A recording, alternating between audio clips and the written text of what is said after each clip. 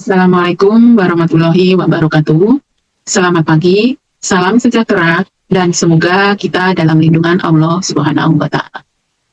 Perkenalkan, saya Sri Hartini MT, dosen tetap S1 Program Studi Teknik Industri Universitas Indraprasta PGRI, dengan NIDN 0326 037102. Saya menyelesaikan S2 di Fakultas Teknik pada program studi Magister Teknik Industri di Universitas Mercu Buana Jakarta pada tahun 2018.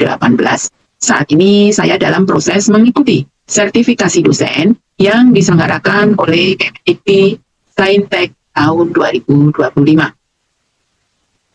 Di sini saya akan membuat video sebagai dokumen pernyataan diri dosen dalam unjuk kerja Tridharma Perguruan Tinggi atau PDD UKTP dalam bidang pengajaran. Mata kuliah yang saya ampu di Prodi Teknik Industri Universitas Indraprasta PGRI adalah sebagai berikut. Pada semester 3, saya mengampu mata kuliah Organisasi dan Manajemen Perusahaan Industri.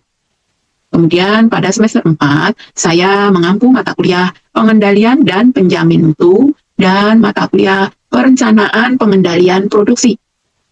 Kemudian pada semester 5, saya mengampu mata kuliah Sistem Produksi dan mata kuliah Perancangan Tata Letak Fasilitas.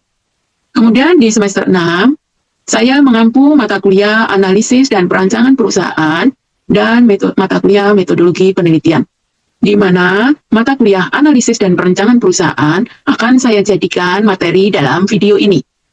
Pada semester 7, saya mengampu mata kuliah Seminar, kemudian Kerja Praktek, dan mata kuliah Kapita Selekta Manufaktur.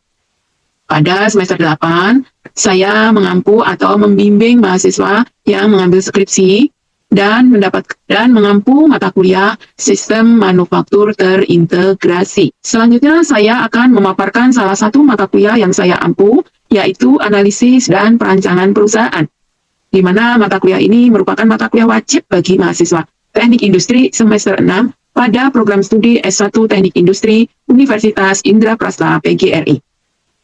Syarat untuk mengambil mata kuliah ini, mahasiswa wajib lulus mata kuliah Ekonomi Teknik dan mata kuliah Organisasi dan Manajemen Perusahaan Industri. Mata kuliah ini memiliki bobot sebesar 3 SKS selama 1 semester dengan teori dan asesmen akhir berupa ujian pengendalian mutu atau UPM. Sebelum memaparkan mata kuliah Analisis dan Perancangan Perusahaan, saya akan menyampaikan rencana pembelajaran semester atau sering disebut RPS. Di dalam RPS, mata kuliah Analisis dan Perancangan Perusahaan, terdapat capaian pembelajaran lulusan atau CPL, yaitu mahasiswa mampu merancang sistem terintegrasi sesuai standar teknis, keselamatan dan kesehatan lingkungan yang berlaku dengan mempertimbangkan aspek kinerja dan keandalan, kemudian penerapan dan keberlanjutan, serta memperhatikan faktor-faktor ekonomi, sosial, dan kultural. Kemudian untuk capaian pembelajaran mata kuliah atau CPMK, mahasiswa mampu melakukan evaluasi terhadap kelayakan ekonomi suatu rencana investasi atau rancangan perusahaan dengan metode-metode yang ada di ekonomi teknik. Materi pembelajaran mata kuliah Analisis dan Perancangan Perusahaan adalah sebagai berikut. Yang pertama adalah identifikasi peluang usaha. Yang kedua, penyusunan rencana usaha. Yang ketiga, analisis industri. Yang keempat, analisis pasar. Yang kelima, perencanaan pasar. Yang keenam adalah analisis operasi dan produk. Yang ketujuh, perancangan organisasi. Yang kedelapan, proyeksi keuangan. Dan yang kesembilan, strategi pengembangan usaha. Dalam mata kuliah Analisis dan Perancangan Perusahaan, saya menggunakan beberapa referensi buku dalam mata kuliah ini. Yang pertama adalah buku Analisis Kelayakan Pabrik dengan penulis IUTM, terbit pada tahun 2009. Untuk yang kedua atau buku kedua adalah punya dengan nama buku Guide to Business Planning, edisi kedua oleh Fred Graham dan Stefan Shehli, terbit tahun 2009. Deskripsi mata kuliah Analisis dan Perancangan Perusahaan merupakan mata kuliah ini bersifat perkenalan ilmu tentang kelayakan usaha atau industri, atau ekonomi, suatu rencana investasi, atau rancangan perusahaan dengan metode-metode ekonomi teknik, sehingga mahasiswa memperoleh pengalaman menentukan kelayakan usaha sebagai bagian dari sebuah sistem terintegrasi. Mahasiswa mampu melakukan evaluasi terhadap kelayakan ekonomi suatu rencana investasi atau rancangan perusahaan dengan metode-metode ekonomi teknik. Siklus usaha dalam analisis dan perancangan perusahaan dapat dilihat pada gambar, di mana di gambar tersebut yang pertama adalah gagasan atau ide. Untuk mendirikan perusahaan, seseorang atau pengusaha harus memiliki ide atau gagasan, di mana ide tersebut adalah kunci utamanya mendirikan usaha atau proyek. Setelah kita mempunyai ide, maka kita akan mengidentifikasikan, di mana identifikasi ini penentuan kegiatan proyek atau usaha yang potensial berupa informasi-informasi. Setelah kita mengidentifikasi, selanjutnya kita adalah membuat studi kelayakan dari proyek tersebut, di mana studi kelayakan itu adalah proses persiapan dan analisis dalam rangka pelaksanaan proyek atau usaha sesudah yang sudah dapat dilaksanakan. Setelah studi kelayakan dilaksanakan, maka kita melakukan penilaian, di mana penilaian ini adalah menilai atau meneliti kembali aspek-aspek yang sudah dianalisis dalam kelayakan proyek. Apakah asumsi yang sudah digunakan sudah dapat diterima atau asumsi tersebut tidak diterima. Setelah penilaian selesai dengan hasil diterima, maka muncullah pelaksanaan atau proyek tersebut bisa dilaksanakan. Di mana pelaksanaan ini adalah jika persiapan dan analisa serta penilaian terhadap analisis sudah dilakukan dan direkomendasi, analisis dinyatakan bahwa proyek yang di studi kelayakan tersebut bisa dilaksanakan, maka pelaksanaan proyek dapat segera dimulai. Setelah pelaksanaan proyek dimulai, maka perlu adanya evaluasi pelaksanaan usaha, di mana evaluasi pelaksanaan usaha itu merupakan suatu penilaian kesuksesan atau kegagalan dalam pelaksanaan suatu proyek yang dapat dijadikan masukan dalam suatu perencanaan selanjutnya. Sistem pembelajaran yang saya gunakan dalam materi ini adalah pendekatan DIA, yaitu Delivery, Interaction, Assessment. Delivery adalah menjelaskan apa yang dibawakan dalam materi perkuliahan. Interaction, bagaimana saya menjalin interaksi dalam proses belajar mengajar kepada mahasiswa, yaitu berupa tanya jawab materi, kemudian saya memberikan tugas kepada mahasiswa, tugas individu, dan tugas kelompok. Assessment, saya menjelaskan bagaimana mengukur penilaian kinerja mahasiswa secara objektif di dalam kelas. Selain itu, metode pembelajaran yang saya gunakan adalah Student-Centered Learning. Selain itu, metode pembelajaran yang saya gunakan adalah Student-Centered Learning, yang mengutamakan peran keaktifan mahasiswa dalam pembelajarannya, serta Blended Learning, yaitu memadukan kuliah luring dengan tatap muka di kelas, serta daring atau online. Kuliah luring dengan tatap muka di kelas, serta daring atau online. Dalam penyampaian materi, yaitu delivery, saya memanfaatkan media WhatsApp, Google Classroom, Google Meet, dan aplikasi LMS Unindra untuk mendukung pembelajaran online. Materi juga dapat diunggah ke LMS agar mahasiswa dapat mengakses dan mengunduhnya kapan saja.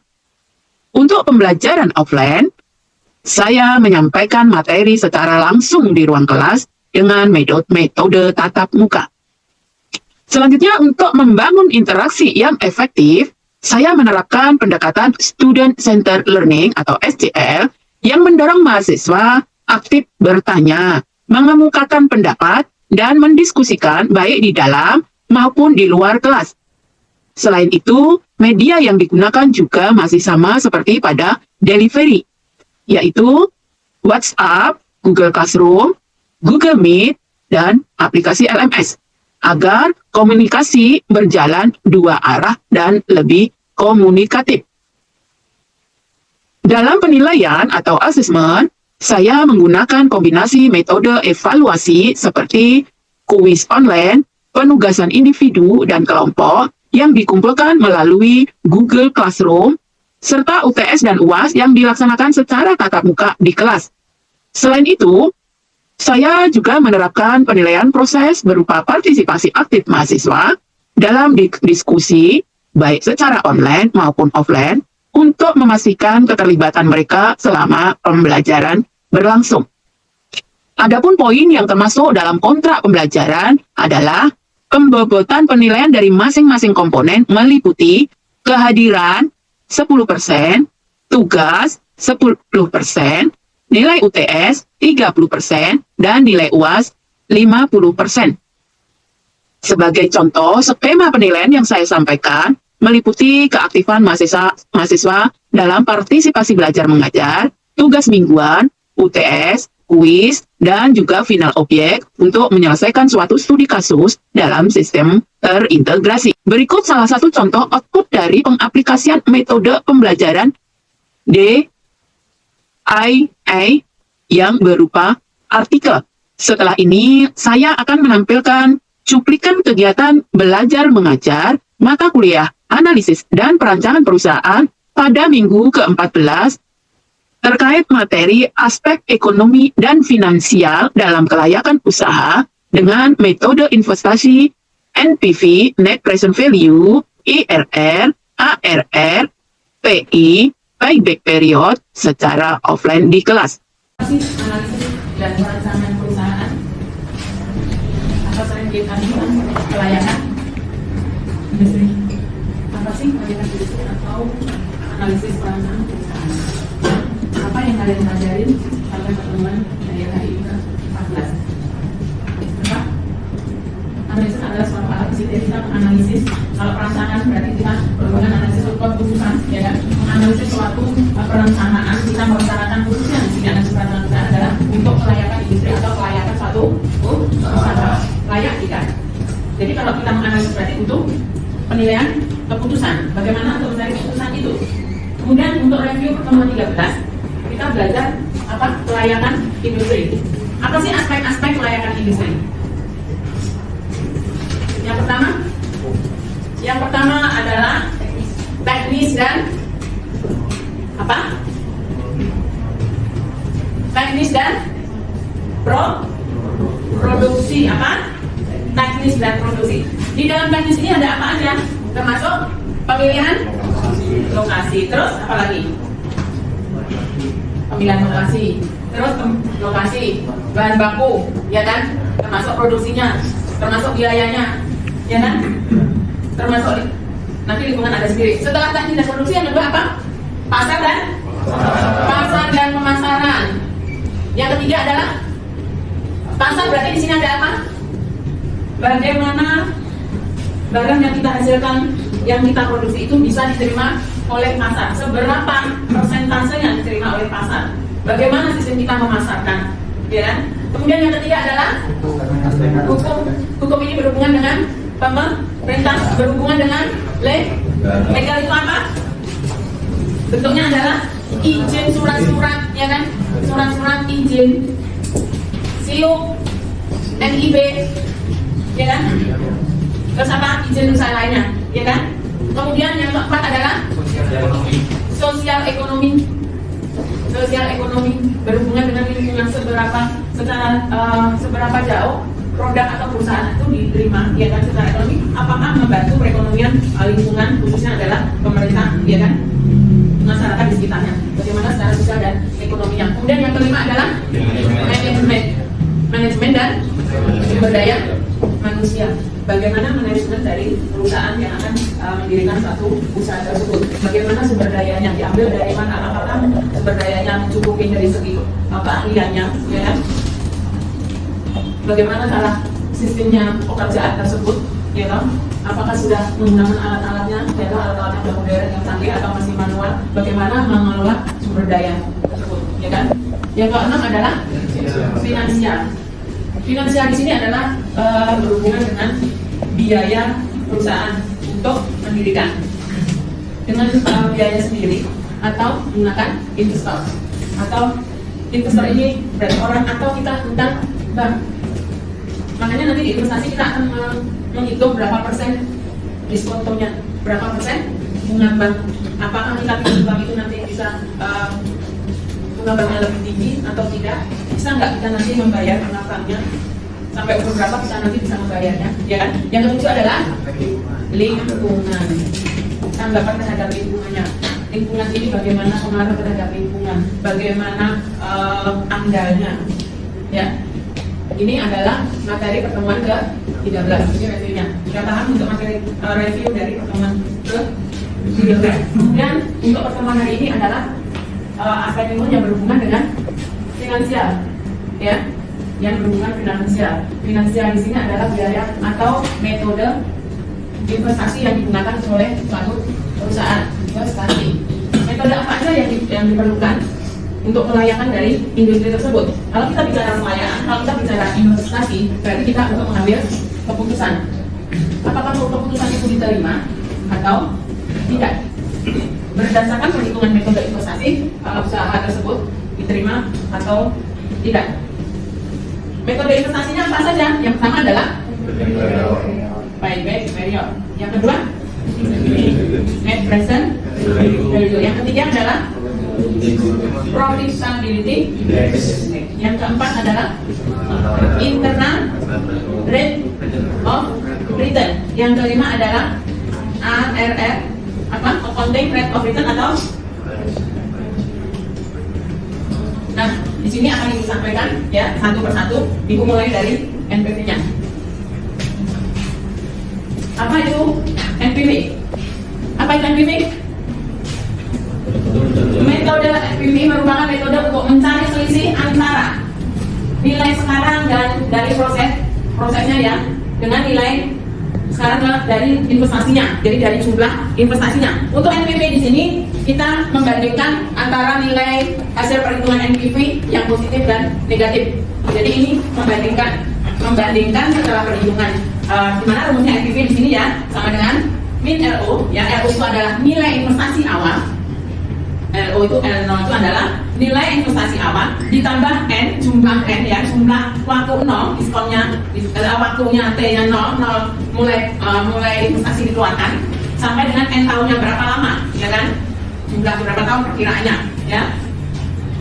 Jumlah dari AT aliran kas neto pada proses waktu T. T-nya kalau kita pasti dimulai dengan T1, mulai dari tahun pertama dibagi dengan 1 ditambah diskontonya R-nya, ya, diskon rate-nya dipangkatkan waktunya. Kalau waktunya tahun pertama berarti pangkat 1. Jadi nanti ada kalian membuat DF. Apa itu DF? Diskon faktor. Inilah diskon faktor, nanti rumusnya ini, ya. DF sama dengan AT tadi, ya. 1 plus R pangkat T. Ya, T adalah waktu pertamanya.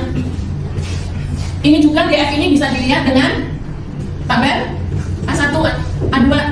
Berdasarkan di tabel tersebut nanti ada kalian baca di sini periodenya ya, waktunya 1, 2, 3, 4 dan seterusnya. Di sini nanti 1%, 2% sampai sesuai 100% otomatis ya kan. Anggap aja 10%. Nanti kalian tinggal lihat di tahun pertama ya, di sini kalian di tahun kedua ini sama-sama diskon apa? R-nya 10%.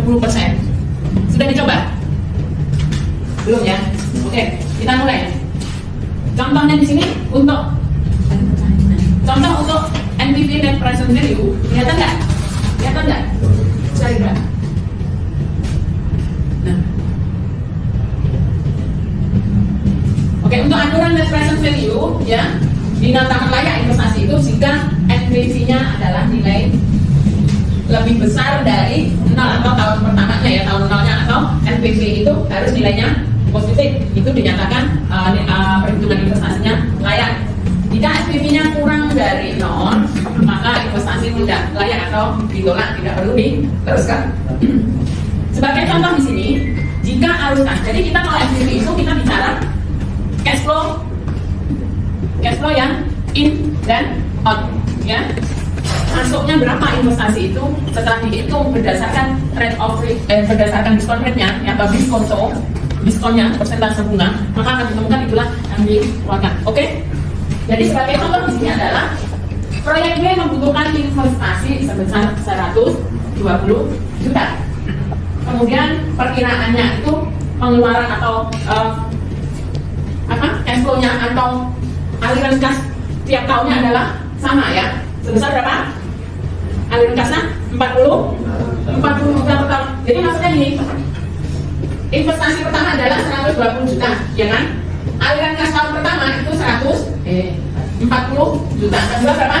40 juta. Yang ketiga 40 juta. Sampai berapa tahun? Sampai tahun ke-6 dapat 40 juta. Artinya aliran kasnya penggunaan biaya itu setiap tahunnya adalah sama, yaitu 40 juta. Kemudian di sini rate of return-nya, kembali modalnya, ya toh? Rate of return bunga banknya itu selama 6 tahun itu berapa persen? R-nya sama dengan 10%. Oke. Dari sini kita penjelasannya, ya, kita lihat dari tabel 2. NPV sama dengan minus sesuai dengan rumus tadi. Modal awalnya investasi pertama berapa? 120 juta ditambah dalam kurung tahun pertama. Kita hitung tahun pertama itu adalah 40 juta. Dikalikan ini berdasarkan dari tabel. Jadi 40 juta dengan 46 tahun ya, kita ambil di tabel itu yang ke-6. Ini ya, tabelnya yang ke-6, ini 5, ini 6. Berapa persen tadi? 10%. Kita tarik paling bawah. Ya. Jadi kita akan misalkan itu tabelnya segitu gitu ya. Jadi NPV di sini nilainya adalah 54.212. Artinya di sini untuk NPV di mana aliran kasnya tiap tahun sama selama 6 tahun. Selama 6 tahun nilainya adalah positif. Berarti di sini adalah NPV-nya bisa diterima. Untuk metode investasi menggunakan apa? IRR atau PI. Siapa? Salah satunya silakan Mas siapa? Mas Raka, silakan. IRR. Profitability Index, berarti berdasarkan profit itu adalah silakan Mas Raka. Ya, jadi kan di sini profitability index itu untuk menentukan investasi itu layak atau tidak. Jadi kan contohnya saja PT Ayam Goe itu dia merencanakan sebuah proyek investasi yang diperkirakan menghabiskan dana sebesar 750 juta. Dana tersebut 100 juta merupakan modal kerja dan ditayang modal tetap dengan nilai residu diperkirakan sebesar 150 juta dan mempunyai umur ekonomis 5 tahun. Proyeksi penjualan selama usia ekonomis diperkirakan sebagai berikut. Profitability index ini harus dicari dulu NPV-nya. Tadi seperti yang sudah saya sampaikan, karena untuk menentukan profitability index kita harus mengetahui juga present value of cash flow-nya, dimana tadi sudah dibahas di NPV. Dan rumusnya sendiri present value of cash flow per profitability index atau investasi awalnya, dimana 794.490.000 per 750 juta menghasilkan nilai 1,06. Jadi karena PI-nya lebih besar dari 1, maka proyek dikatakan layak. Sedangkan kalau misalnya nilainya di bawah 1, proyek tidak layak. Terima kasih Mas Raka. Oke. Jadi dengan soal yang sama, di mana nilai investasinya adalah 750 juta. Kita bicara nilai investasi ini bukan mendirikan proyek. Kita anggap adalah proyek. Kita anggap kita beli mesin, ya kan? Kalau lihat di sini tadi umurnya berapa tahun? 5 tahun. Kalau kita bicara nilai 5 tahun untuk mendirikan suatu proyek, itu kan nggak mungkin. Di sini tadi proyek 5 tahun itu masih punya nilai nggak? Tidak ada ya. Tidak bernilai lagi 5 tahun. Contohnya kita investasi mesin produksi, di mana umur mesin tersebut 5 tahun, di ke-5 tahunnya mesin tersebut tidak mempunyai nilai. Paham maksudnya? 0, tidak mempunyai nilai, sudah tidak bisa dipakai. Pernah nggak jadi begitu? Pernah kan? Dia jadi barang rongsokan.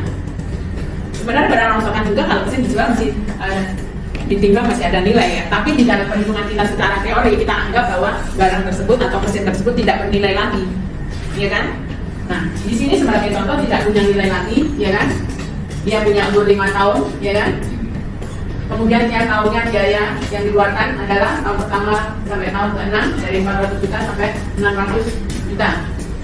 Kemudian di sini rumus profitability index itu adalah cash flow-nya ya dibagi dengan investasinya. Di mana ditemukan di NPV-nya tadi, di net present value itu adalah setelah perhitungan investasi, setelah perhitungan cash flow per tahun selama 5 tahun dikalikan dengan diskon faktor DF-nya, maka ditemukan totalnya adalah 794.490. Kemudian untuk mencari profitability index ini dibagi dengan total investasi awal ya sebesar 250. Setelah dibagi maka menghasilkan nilai 1,01. Di mana syarat dari PI itu adalah bisa diterima jika nilai PI-nya lebih besar dari 1. Ini diterima. Sesuai contoh yang ada yang sudah disampaikan teman kalian berapa? Di sini hasilnya berapa? 1,0,6. Artinya di sini adalah lebih dari 1, maka proyek ini diterima. Untuk selanjutnya adalah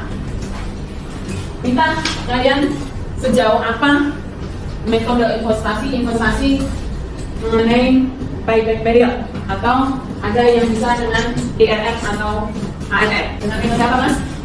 IRR siapa namanya? Ya, jadi ini contoh soal dari IRR.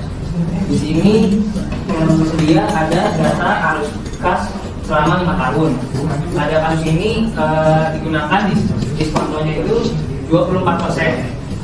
Jadi hal yang pertama yang dicari itu diskon faktornya itu dilihat dari tabel diskon rate. Diambil dari tabel NPV atau A2 ya. Oke, tadi 18%. 24%.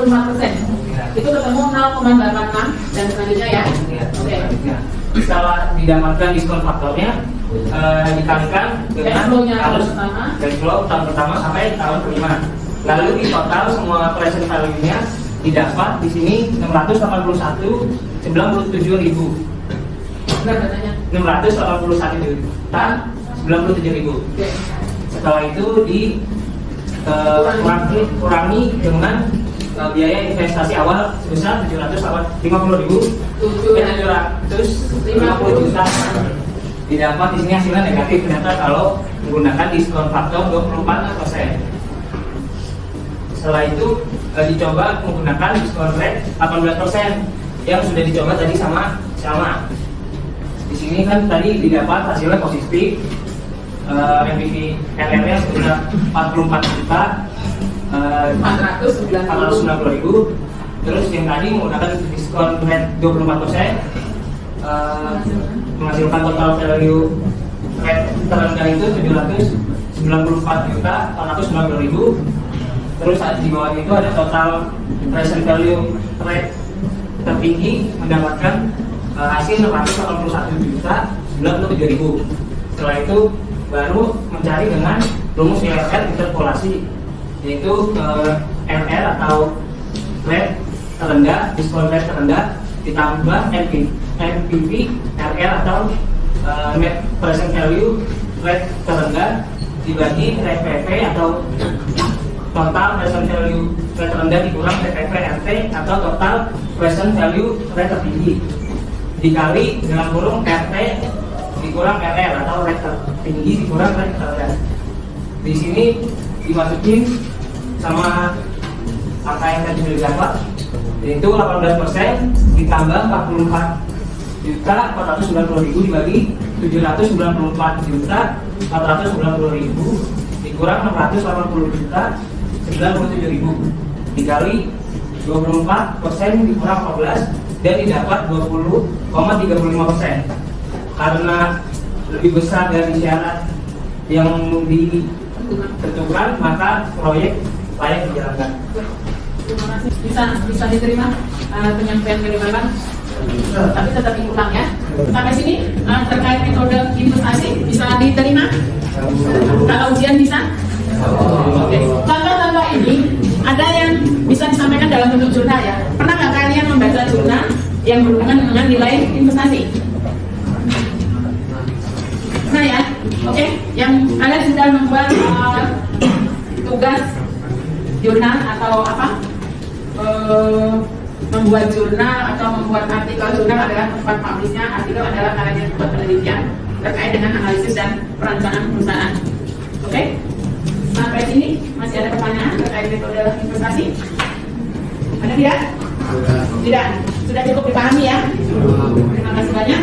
Berarti untuk pertemuan ke-14 hari ini cukup. Sudah bisa dipahami. Terima kasih banyak. Assalamualaikum warahmatullahi wabarakatuh.